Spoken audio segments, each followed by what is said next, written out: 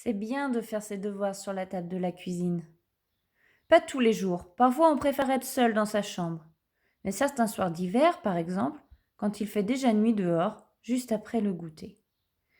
Sur la toile cirée, on installe le désordre des cahiers, des crayons de couleur, des gommes et des bouquins. Les devoirs traînent un peu. On a commencé par le plus dur, le problème de maths. Mais la troisième question est difficile. Avec un doigt, on suit le dessin de la toile cirée. Il y a des carreaux rouges et à côté des petits carreaux bleus qui représentent des moulins de Hollande. Ce serait bien d'aller là-bas, très loin au nord. On reviendrait de l'école en patin à glace. Dépêche-toi un peu.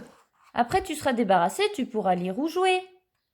Maman dit des petites phrases comme ça de temps en temps, entre un navet et une carotte à éplucher. On lui a déjà mangé 2 carottes crues et elle a fait semblant de se fâcher.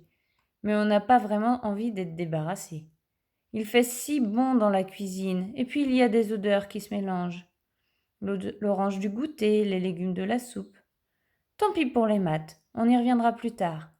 On attaque la leçon d'histoire, noblesse, clergé, tiers état. Les mots coulent bien.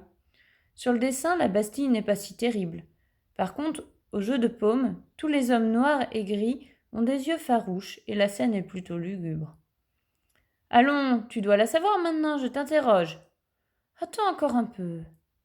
On s'en fiche des états généraux. Ce qui est bien, c'est de rester sur l'image en rêvant vaguement à l'ambiance de cette époque-là. Pourquoi faut-il qu'on cuise les navets? Pourquoi faut-il apprendre les révolutions?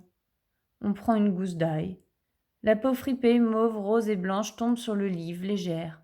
On ne sait plus vraiment quelle heure il peut être. Le dîner est encore loin.